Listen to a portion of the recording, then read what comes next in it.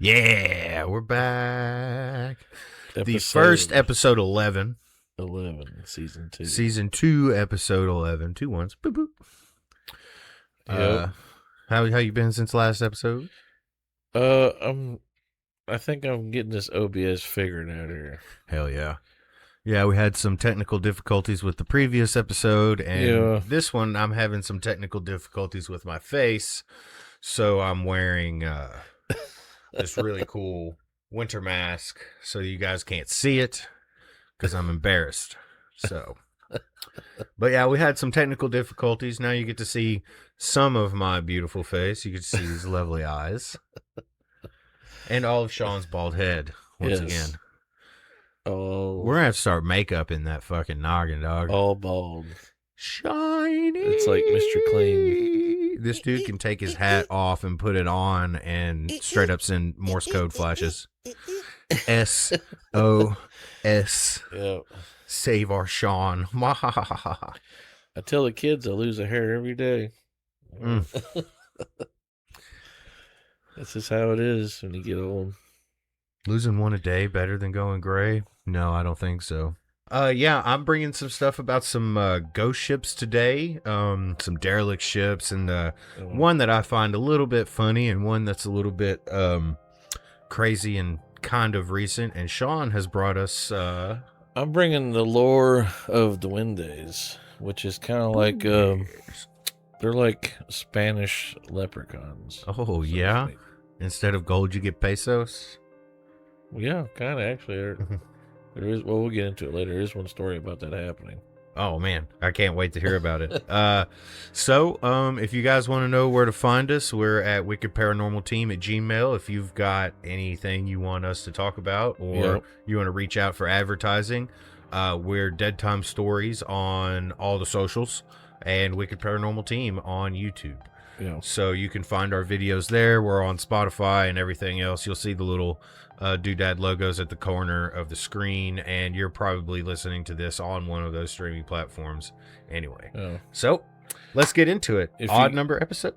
Also, if you want to help out the channel, help us grow a little bit, we're now over 200 subscribers, which is awesome. If you want to Hell help yeah. us grow, you're more than welcome to help us purchase some merch. Merch. We have merch. It'll be at wickedparanormalteam.printify.me. There'll be a commercial at the end of this video Hell if yeah. you're like really interested in it. But Awesome. yeah, we got like, I don't know, like 60 some items on there now or something. Yeah. I just get bored and design stuff and put it on there for So yeah, I have 3 T-shirts. I have the crossover Dead Time Stories bag / fanny pack. Yeah. I know Sean's got shorts. We have this beautiful tapestry back here, but I Well, think that was ordered separately. Yeah, this is custom back here, but I could make, if somebody wants a banner, I mean, Yeah, why not? It's you know, plausible. if you're willing to pay for it, we willing to make it, dog. yeah. Yeah. So, as I was saying, odd number episode. Yeah. Chenry goes first. You go first. Chenry goes first. Sweet. Oh, sorry. Pump my mic. I know that made hella noise in there. I don't have headphones on these days, so I'm not hearing all the stuff. All I see is a little green light in front of me and a bar up here that tells me that I'm not being too loud.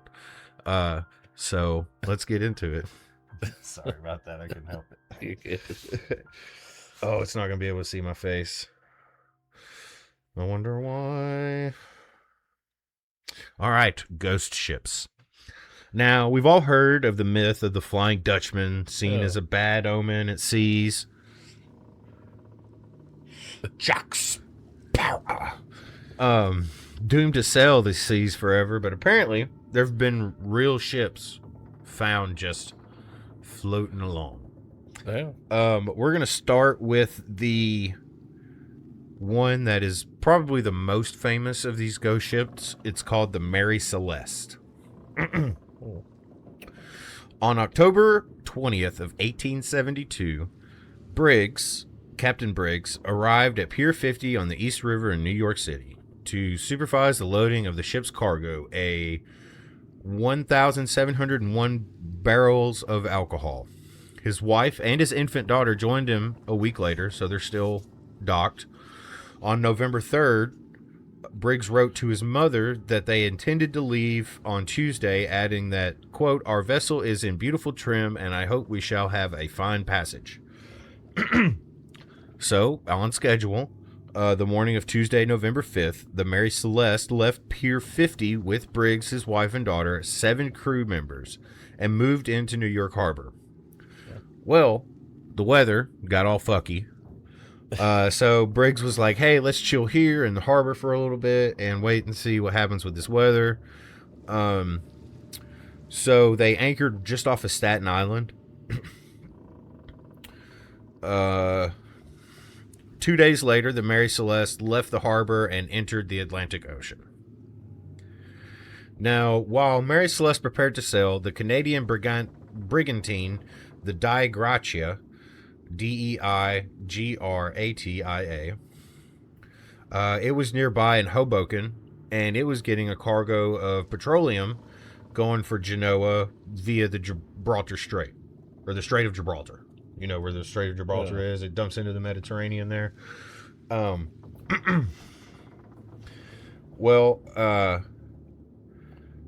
The captains of this ship, Captain Morehouse and his first mate, Oliver Deveau, they were Nova Scotians, Canadians, obviously Canadian ship.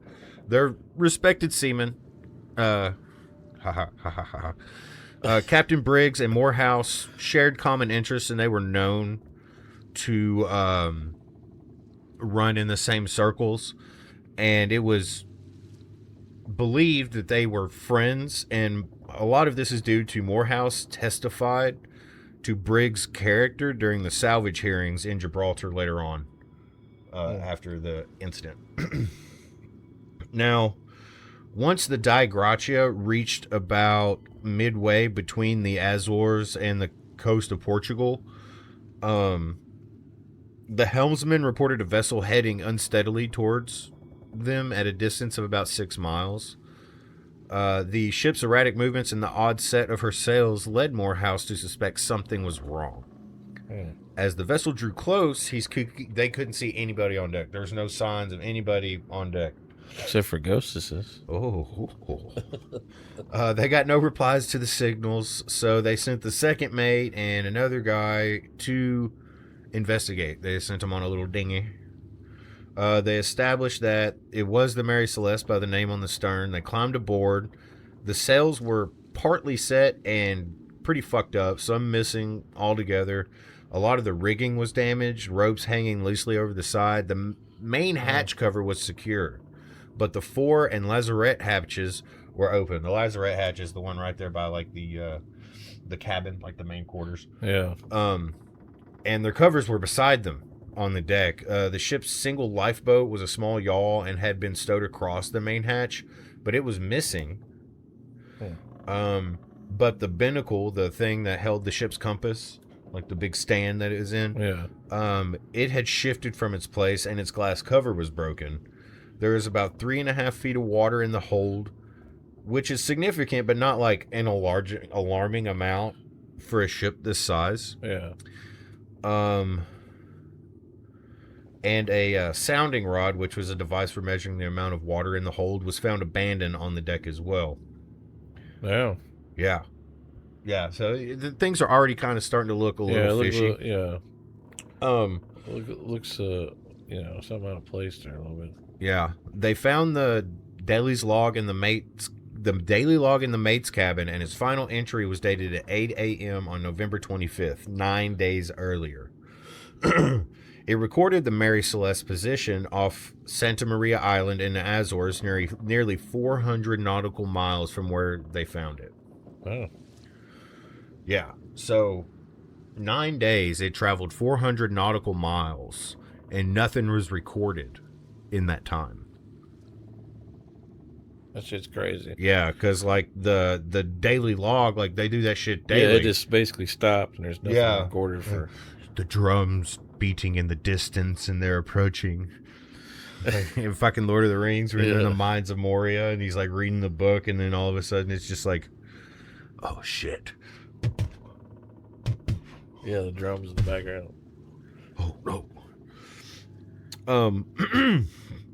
So anyway, the cabin interiors were wet and untidy, but in otherwise reasonable order. There were personal items scattered about Captain Briggs's cabin, including a sheathed sword under the bed. But most of the ship's papers were missing, as along with the captain's navigational instruments. Galley equipment was stowed away. No food prepped or under preparation, but there were ample provisions. They brought the ship to Gibraltar, which was 600 nautical miles away. They towed it. Yeah.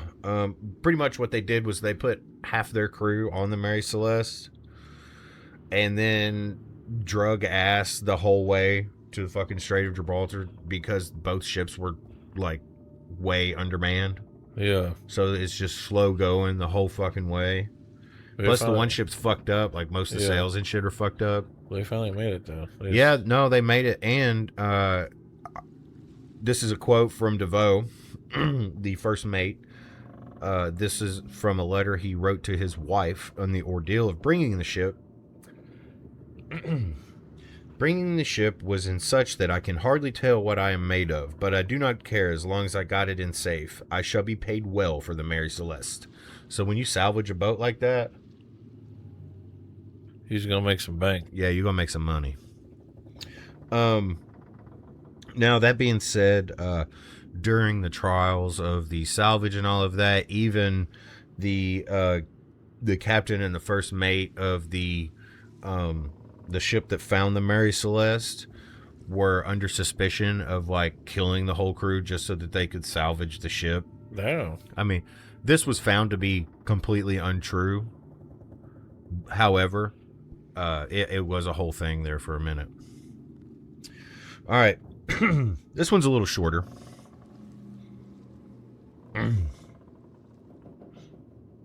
The Kaz 2. This one's relatively recent. 2007. This one happened. And I vaguely remember this. And there's, I believe, a documentary on probably Netflix about it. Oh, hold on. All right, so the Kaz 2.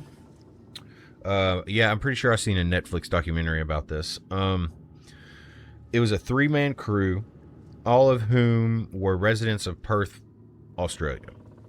Derek Batten, 56. Peter Turnstead, 69. Nice. And James Tunstead, not Turnstead.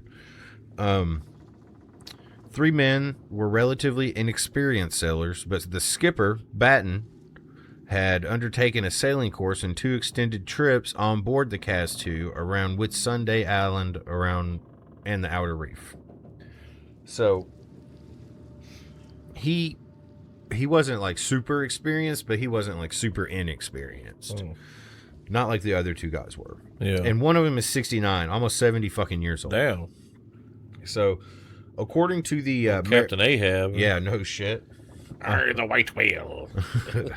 Call me Ishmael. Wait, that was a different guy. Anyway, according to the Australian Maritime Safety Authority, the Kaz 2 departed from Arlisle Beach on April 15th, 07, and was headed towards Townsville, Queensland on the first leg of a journey that was to take it around Northern Australia to Western Australia, and, that would be it. Yeah. The first indication that there was a problem came on the 18th of April, 3 days after it left Arlisle Beach. A helicopter reported spotting the Kaz 2 adrift in the vicinity of the Great Barrier Reef, and that her crew were potentially in distress. 2 days later, maritime authorities caught up with the boat and boarded it, and they found the 3-man crew completely missing. Oh. All 3 of them were missing. And it was circumstances that were described as strange. Yeah, I would say so. In a statement delivered... everything was normal. There was just no sign of the crew. In a statement delivered on the day of the boarding, the Queensland Emergency Management Office revealed that the boat was in serviceable condition and laid out as if the crew were still on board. Food and flatware were on the table. A laptop was set up and turned on. The engine was still running. They also confirmed that the boat's emergency systems, including the radio and GPS, were fully functional, and that it still had the full complement of life jackets. There was even a small boat still hoisted on the stern and the anchor was up. The only signs that were out of the ordinary, other than the disappearance of the crew, were that one of the boat's sails had been badly shredded, and that there was no life raft on board. Now, it's unknown whether or not a life raft was ever on board, because they had the little boat on the stern, kind of like hanging there. Yeah. But yeah, they I don't know, it's weird. They just disappeared, dog. That's crazy. They got beamed up by aliens or something. I don't know. I'm thinking maybe one fell off, one went in after him, or got pulled in or something, and like, because the engine was still running. That's crazy. So I'm thinking like something happened where they all three got flung off, or two of them got flung off, and one went in or something. Yeah. And the boat just kept taking off, and they just kind of got left behind without anything. So they just fucking traded water until they died. Yeah. Unfortunate. Oh. Yeah.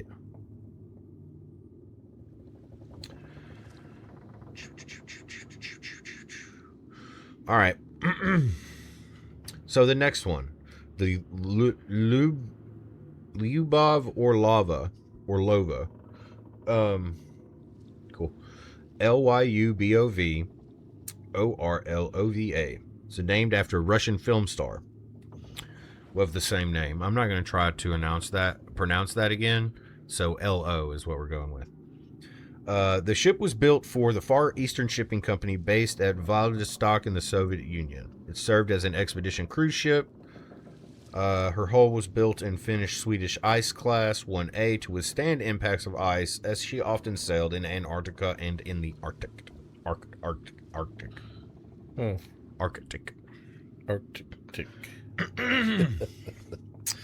In 1978, the ship was contracted for use in the film Bear Island, which was being filmed in Canada. The ship was refurbished in 1999, so let's just go back here. So in 1978, it was used in a film. In 99, it went refurbished. So, Yeah. I mean, that's 21 years Yeah. right there, and it doesn't tell. I didn't write down what year it was built, but yeah. So anyway, it was chartered by the Marine Expeditions for cruises to the Antarctic Peninsula in 2000. It went under more renovations in 2002 and was then chartered by Quark Expeditions for the Antarctic and Cruise North Expeditions for the Arctic. The LO ran aground at I went to too many abbreviations. Deception Island, Antarctica, in 2006. It was towed off by the Spanish Navy icebreaker La Palmas and made her own way to Ushuaia, whatever. After being taken out of service in 2010, it sat in St. John's, Newfoundland, Canada for 2 years. And decommissioning it was so much problems. Eventually, it was going to be towed to the Dominican Republic to be scrapped. The tugger, the Charlie Hunt, owned by American tug operator Hunt Marine, which sounds like a fucking made-up name. Hunt Marine is your name? Okay. He was contracted to tow the ship, and the day after leaving the dock, the tow line broke. Wow. So it became a floating derelict in the North Atlantic Ocean in 2013. Wow. Now, this thing floated around quite a bit. They tried to tow it again. They couldn't get it to tow. The second time, it got cut loose in international waters. The 23rd of February 2013, the last time it was spotted, it was 1,300 nautical miles from Ireland. Wow. And the ship is now believed to have sunk. So basically, they just took this bitch out in the middle of the ocean and was like, oops. We're making more reefs. You know? Whoops. Like, oops, sorry. This one's probably the most fucked up one. Yeah, this one's kind of the most fucked up one, but it's pretty crazy. The SS Valencia. This one's not really a ghost ship. This one's just like a terrible accident. Oh shit. Yeah. A bunch of people freaking out, pretty much. Oh. The SS Valencia was an iron-hulled passenger steamer built for service between Venezuela and New York City. It was built in 1882 by William Cramp and Sons. Let's see, they built it in 82, used it for a little while. In 1897, it was deliberately attacked by the Spanish cruiser Reina Mercedes off of Guantanamo Bay in Cuba. I did some research on like it being shot at by this Spanish cruiser, and basically they were like, you didn't have your colors up, because like they shot one off the bow and then they shot another one a lot closer, and then they raised the American flag because they were flying under American flag at the time, and then they stopped shooting at them. But apparently during the hearings it came out that the Reina Mercedes also didn't have their flag up. So like if they would have had their flag up and the other one not had a flag up, especially in the late 1800s, you're still worried about pirates. So that's probably what they thought they were, was pirates. Yeah, pretty much. So they fired at them, and then they hoisted their colors. They're like, oh, okay, like according to maritime law, like you can do that, but they're like gang gang. But only if you have your colors up. If you don't have your colors up, you can't be firing on motherfuckers shot like at. that. It's a sail by. Yeah. Cannonball fire. A year later, this ship was sold to the Pacific Steam Whaling Company, and they brought it around Cape Horn to the west of the United States. You know what Cape Horn is? South America. Like that means they had to go to the bottom of the earth. Then back up. This is before the Panama Canal existed. They like back up. Yeah. So they got it there, and it served between San Francisco and at the time the territory of Alaska. Sorry, I bumped my mic again. On June 19th of that year, Valencia was chartered by the U.S. Army for use as a troop ship in the Spanish-American War. In this configuration, Valencia could carry 606 troops, 29 officers. She was used to transport the 1st North Dakota Volunteer Infantry, the 1st Washington Volunteer Infantry, companies FGI and L, and the California Heavy Artillery, batteries A and D, between San Francisco and the Philippines. Yeah, the U.S. Army paid Valencia's owner $650 a day for her lease. Which the equivalent now would be somewhere around $25,000 a day. Yeah, making some money. Some of that bread. It was wrecked off of Cape Beale and the west coast of Vancouver Island, British Columbia in 1906. It was left stranded in sight of shore, separated from it by less than 100 yards. So this is like after it was done by the Army, and it was basically what had happened is it went back to being a commercial cruise liner, but it was like old and small. So it was considered a second class one. So, but they were loaded up with cargo and they had a few passengers. When it ran aground, it hit some rocks because like basically the weather got real bad and they couldn't see anything, and they couldn't see the sky, so they couldn't chart by the stars, so they pretty much had to use their compass and line of sight. And what happened is they ran into a bunch of fucking rocks and then ran aground, and then where they were was so bad that the captain was like, just fucking run it aground again, because we're not getting out of this, we're taking on hella water. So run it aground again so it just doesn't sink. Now, in the ensuing confusion, all but one of the ship's 7 lifeboats were lowered against the captain's orders. The captain was like, don't fucking lower the lifeboats. And the people started doing it any fucking way. Every one of them was improperly manned. Oh. 3 of them flipped while being lowered, spilling their occupants into the ocean. And of that 3 that were successfully launched, 2 capsized and 1 disappeared. Damn. Yeah. The scene at the wreck, awful.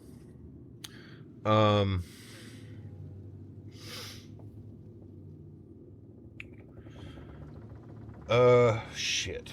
I missed the quote. So there was a quote by one of the gentlemen who was there, one of the survivors who was on the boat, and it was screams of women and children mingled in an awful chorus with the shrieking of the wind. Oh, God. The dash of rain and the roar of the breakers. As the passengers rushed on deck, they were carried away in bunches by the huge waves that seemed as high as the ship's mastheads. The ship began to break up almost at once, and the women and children were lashed to the rigging above the reach of the sea. It was a pitiful sight to see the frail women, wearing only night dresses with bare feet on the freezing rat lines, trying to shield children in their arms from the icy wind and rain. God. So not only you get drowned, but you're also freezing to death. Yeah, because it's cold as fuck. I mean, this is January, 22nd of January. So we're actually, we're only like 6 days from the anniversary of this, from the 120 year anniversary of this. Holy shit. Yeah. Only 12 men made it to shore, and of those, 3 were washed away by the waves right after they landed. Gone. Of the remaining 9, they scaled the cliffs and found a telegraph line, followed it, and sent for help. Now, there were other survivors, but the ships that came to rescue the people couldn't get close because of the reef that they were caught in. And this is why the captain originally ordered the lifeboats to stay put. Because, so they've sent rescue ships to come and get you. But they don't want to take their lifeboats down, because once your lifeboat's down, like, you got to be docked to, like, put that shit back up. Yeah. So, what the captain wanted was somebody will come get us, and then we will lower the lifeboats with everybody in them properly and go to the rescue ships. Motherfuckers don't listen. They just start freaking out. 100 people were killed in this incident. 100 people, including every woman and child on board. God. Every woman and child on board died. Some classify this wreck as the worst maritime disaster, and it's in quote-unquote the graveyard of the Pacific, a famously treacherous area off the southwest coast of Vancouver Island. Oh, great. Yeah. A bunch of storms and stuff. There's a bunch of storms brew up right there. Mm-hmm. That's wild. That's crazy. Yeah.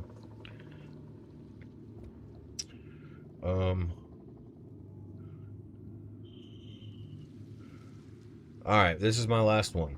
This one's kind of long, but it is my last one. The MV Joyita, an American merchant vessel from which 25 passengers and crew disappeared. Yeah, it was 69 inches, 0 feet long. Nice.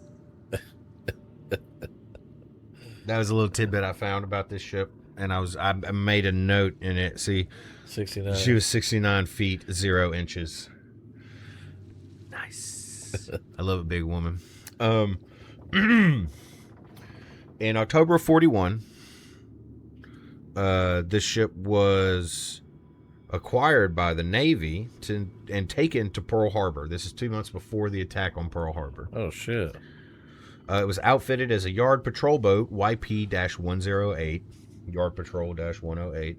And the Navy used her to patrol the big island of Hawaii, sweet, until the end of the Second World War. And then the little ship, was awarded the American Defense Service Medal, American Campaign Medal, World War II Victory Medal, unofficial emblem, blah, blah, blah. In 43, during the war, she ran aground and was heavily damaged. Oh. However, the Navy was badly in need of ships, so it was repaired. At this point, the new pipework was made from galvanized iron instead of copper or brass, as it would have been later, I believe. The ships was surplus to the Navy requirements, and most of her equipment was removed 2 years after the war, 46. Oh. In 48, it was sold to the firm of Lewis Brothers. At this point, cork lining was added to the ship's hull along with refrigeration equipment. Now, this ship had 2 gray marine diesel engines providing 225 horsepower, 2 extra diesel engines for generators. This thing had some fucking engines. Yeah. It was set up to roll, dog. At about 5 a.m. on the 3rd of October, 1955, Joyita left Samoa's Apia Harbor bound for Tokelau, Tokelau Islands, about 275 miles away. The boat had been scheduled to leave on the noon tide the previous day, but her departure was delayed because her port engine clutch failed. The Joyita eventually left on one engine.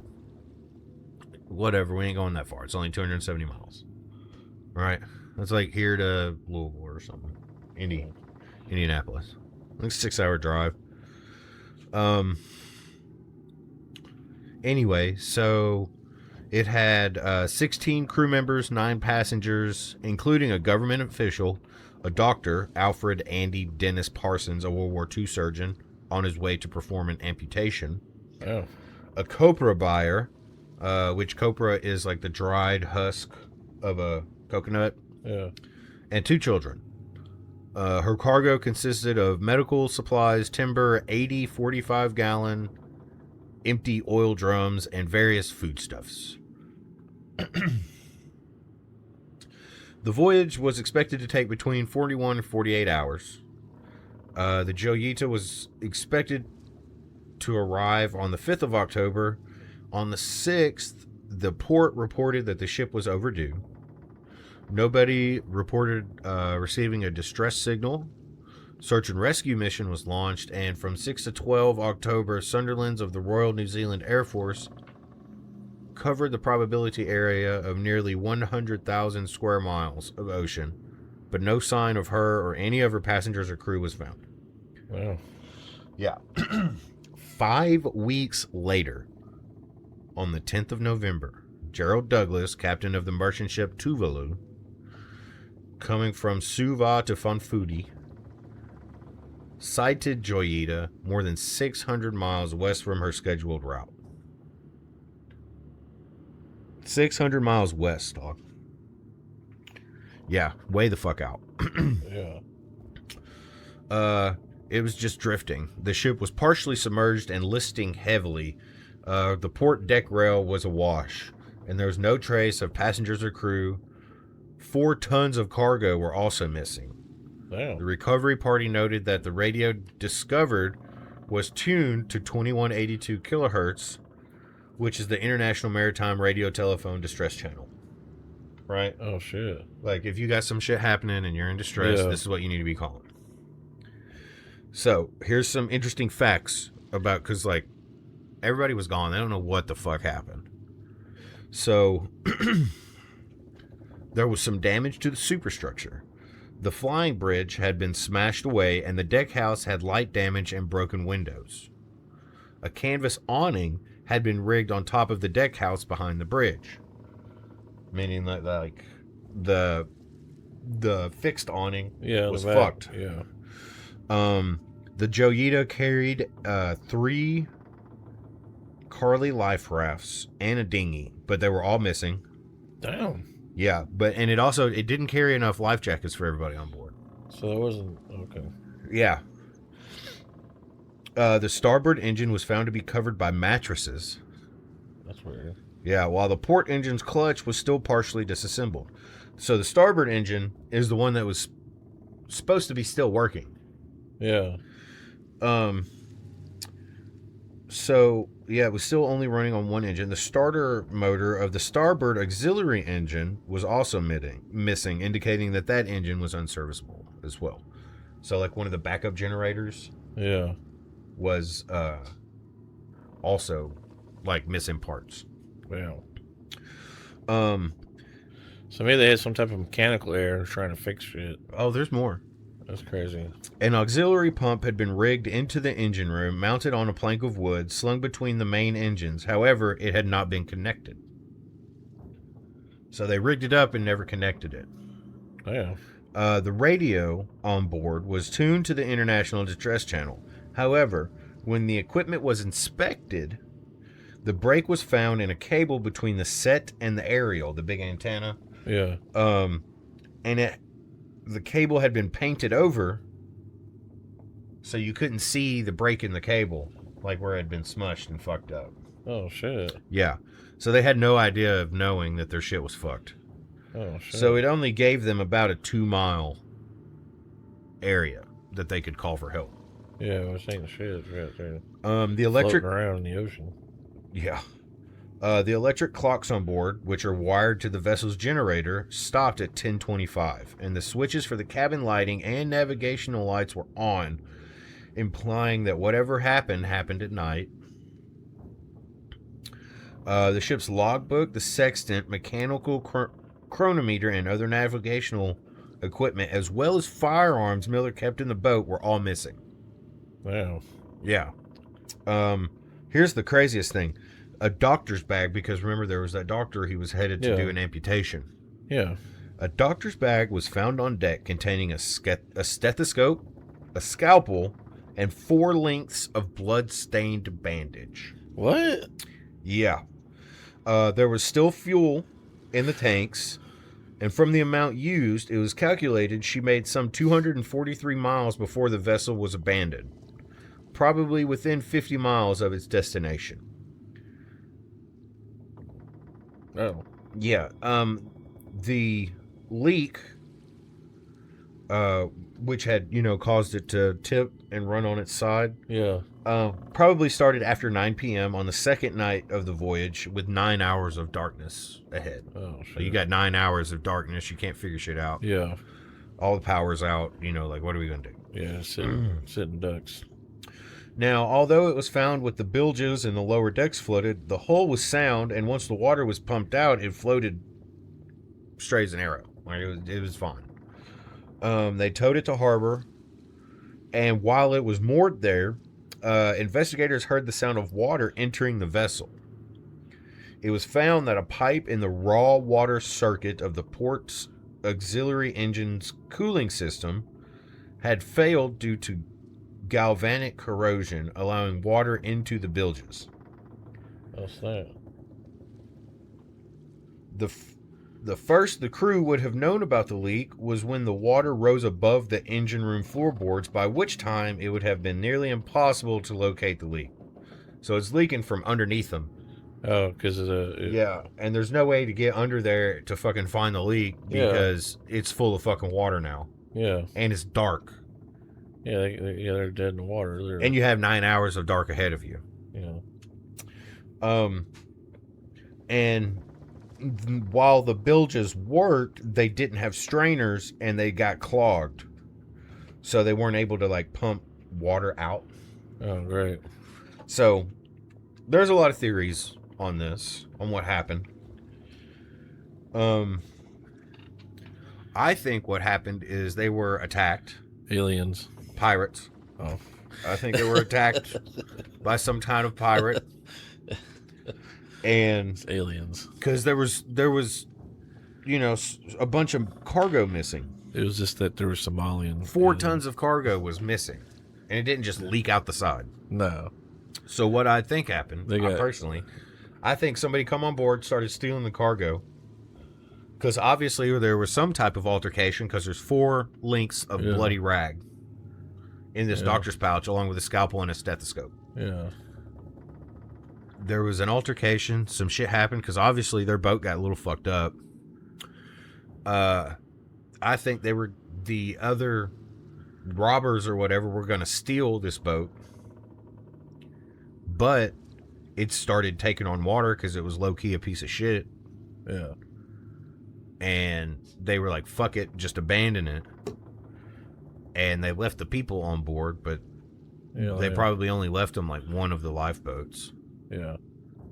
Because that's what pirates do. They're dicks. So, yeah. It wasn't my last one. There's another one here that I thought was really funny. The SS Bakima. Now, this one, it was just an ice ship, used to trade provision pelts at Inuit settlements and shit, Yeah. Basically, this thing has been stuck in the ice 2 or 3 times. One time it got stuck and they just left it. They were just like, fuck it, let's get out. Let's, walk over here to this little village doodad thing. And then when they come out the next morning, the thing broke loose and was just kind of floating out in the ocean by itself. So they get it, they catch it again. This happens again. Half the people get out, half the people stay on. It breaks loose and starts floating again. They try towing it, it gets broke. It gets stuck again, and the last time it gets stuck, they're like, fuck it. It could just be stuck. It's stuck for good. But it wasn't stuck for good, and the thing floated out, and nobody's seen it since 1969. So they ended up losing it. Yeah, so. I think he just wanted to be free, dog. Yeah. The USS Bashima. I really think he just wanted to be free, man. Just wanted to be free. Free, yeah. Bachimo. All right, that's mine. Ships. Hey, have you ever held your tongue and say, I was born on a pirate ship? Do it. Do it. No. I was born on a pirate ship. You were born on a pile of shit. What? Anywho, mad, sad, angry producer Mary walked through the door. Say hi, Mary. Hi, Mary. All right. She's just chilling in the background. She is an NPC right now. A non-producing character. I brought non-productive cunt. I brought some lore. Sorry. It's not a whole lot. It's real quick. It's probably about 20 minutes worth. Oh man, that's quicker than me on a Saturday after 3 but drinks. It's about duendes. Duendes are... Is that like between Sunday and Monday? Duende? Yeah. Oh, sorry. They're known as the little people of shadow, blood, and bone. Also known as creatures older than names. Creatures older than names? Yeah. They're called duendes. It's spelled D-U-E-N-D-E. D-U-E-N-D-E. Duendes. D-U-E-N-D-E. D-E. Duendes. That's how it's pronounced. Across centuries, continents, and cultures, there exists a figure that refuses to stay buried in myth. Small in stature, humanoid in shape, mischievous at best, and malevolent at worst, this entity goes by many names. In Spain, it is El Duende. In Mexico, Los Duendes. In Guatemala, El Sombrumbrium. El Sriracha, I put it and on in the my Philippines, tacos. it's Duende. In Puerto Rico, it's El Llanado, El Monte. And in Microsoft Word, it's Wingdings.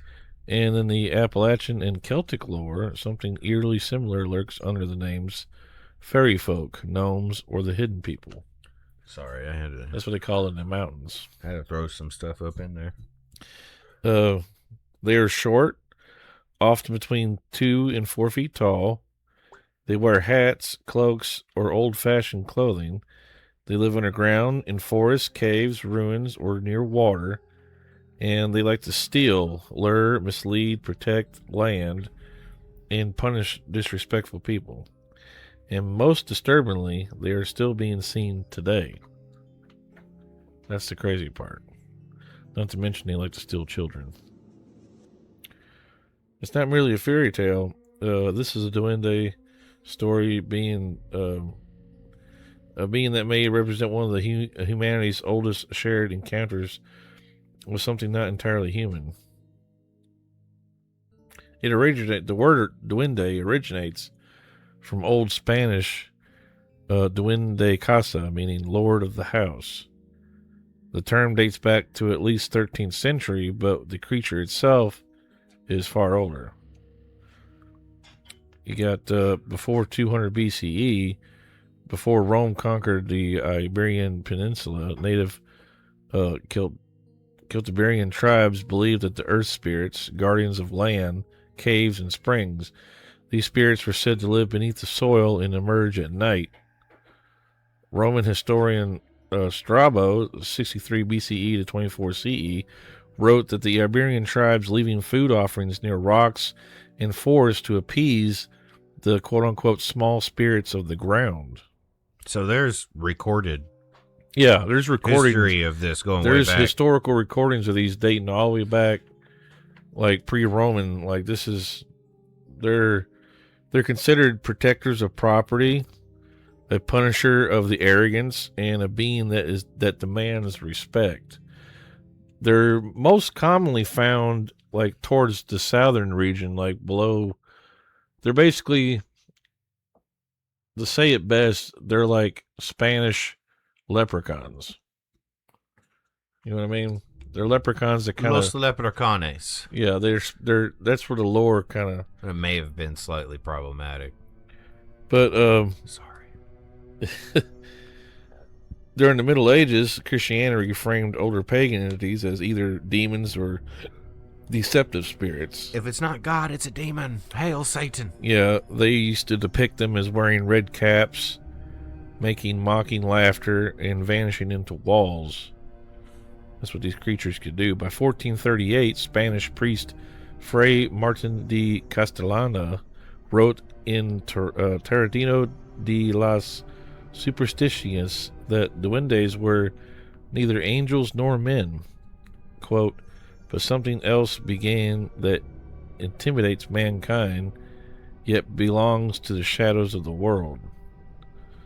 The church debated whether duendes were either A, fallen angels, demons masquerading as children, or souls trapped between heaven and hell. The fear was very real and widespread. That's according to the church, like the Vatican and stuff. Stanzit nil prestanzit nil. They considered across the ocean 1492 to 1700. When Spain colonized the Americas, they did not travel alone. They brought these little monsters with them. Oh, so they come from Spain to South America. Correct.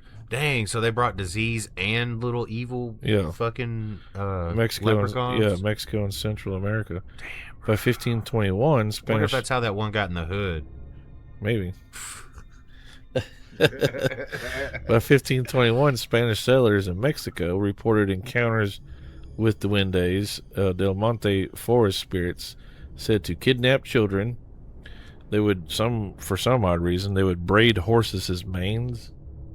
I don't know why that's a thing. Guilty pleasure, dog. Sometimes I like listening to Mandy Moore. They would also imitate voices and leave footprints behind. The indigenous believe they emerged seamlessly with Spanish folklore. The Maya already believed in what's called eluxes. They're small supernatural beings. Now, I ain't saying in South America there wasn't no type of pixie person. Yeah, the Mayans. There's a lot of jungle down there, dog. The Mayans, they believed that they protected crops and ruins as a result of a hybrid, both guardians, and they could also cause terror. In Guatemala, they targeted young women, sang lullabies at night, again braided hair and horses' manes, and they also caused sickness and obsession. You just come out and all the horse's hair is braided? It's weird. I think that was just early autism, dog. In 1674, that was. a colonial court record from Antigua, Guatemala documents a woman named Maria Lopez who claimed a small man in black followed her nightly, whispering her name until she fell ill. The court blamed it as witchcraft. The locals blamed it as duendes. Duendes. It was the duendes that got her. It wasn't no Nobody know witchcraft. It was the Duende. In Is that Spain, not technically like similar? yeah, here's some encounters, eyewitness accounts. In Spain, a farmer named Diego Fernandez reported seeing 3 small figures emerge from a hillside cave. They wore dark cloaks and fled when noticed. The next morning, his livestock was found dead, bones snapped, no blood, and organs removed. In Mexico, a plantation owner documented reports of theft of his tools and corn. Tracks appeared overnight, small bare feet humanoid, looked like children's footprints. The children refused to go into the forest, though, claiming that the little man watches. Was it corn like maize or corn like boom? No, corn isn't the grain corn. Oh, okay.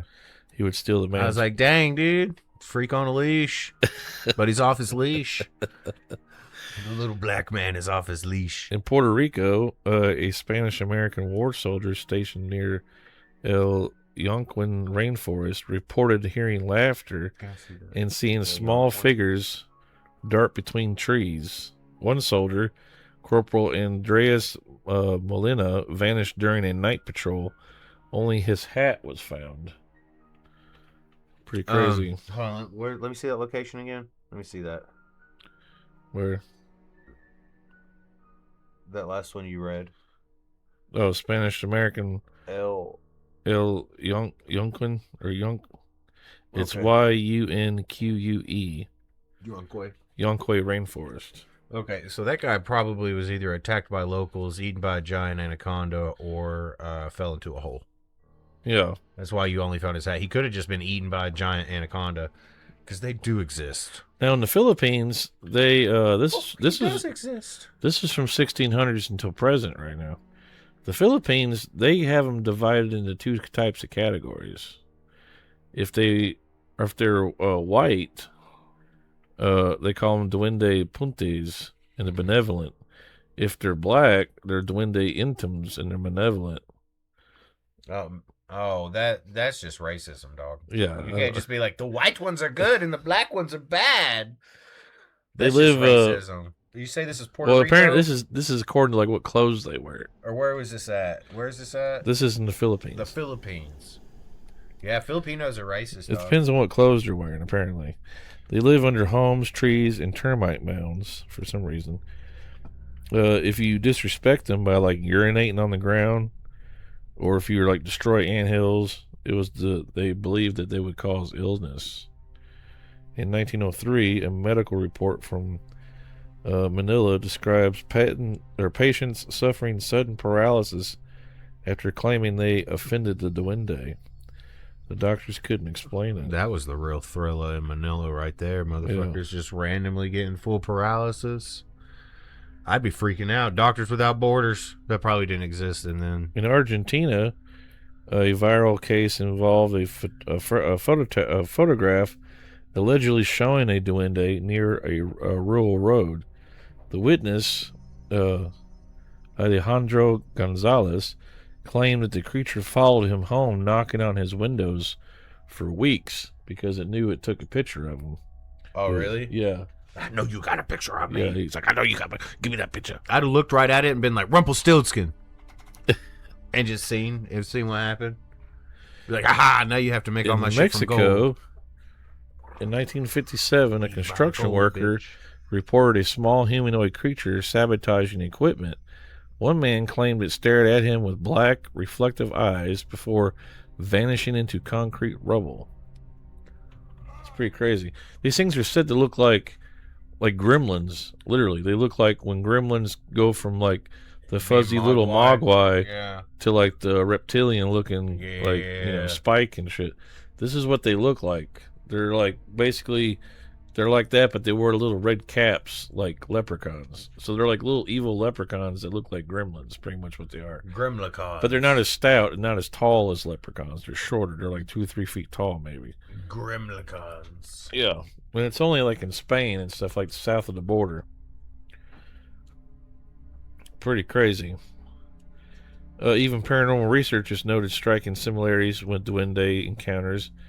If you're out in the forest, for example, and you have electromagnetic disturbances like we've had before, Oh yeah. sudden silence in nature, where it's just like it just goes quiet all of a sudden. Also have had happen. Time distortion, or if you start having missing objects, that means you probably got a duende hanging around you. You know, I really got to stop pissing off the paranormal stuff, dog. in Mexico, a family recorded security footage of a small humanoid moving through their backyard. This is in 2019. This is like one of the most recent. According to them, at 3:12 a.m., a creature moved unnaturally fast and disappeared behind a wall. They got like footage of it. Yeah, they're. Footage. I'm gonna leave here off of the story. So there was this guy in Mexico, and of course I told Chenry this earlier, but these things. There's this little story where I was gonna leave off on this, but there's this guy, right? And I was reading about it, and he apparently they know how to manipulate time. Like I was saying earlier, had time. Like if you're having chunks of time missing, it could be from duendes because they're like leprechauns. They almost have like their own little time rift.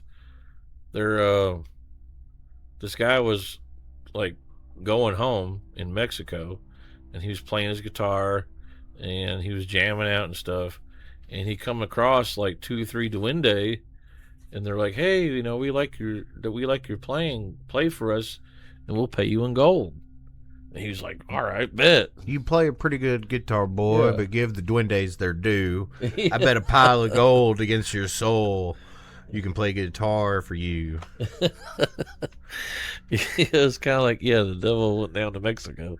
The duendes went down to Mexico, But dog. anyways, yeah, he played for him, which seemed like a few hours to him.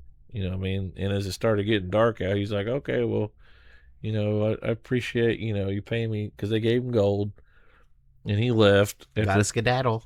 It started getting dark out, so he's like, I got back, you know, I got to get back to my family and stuff.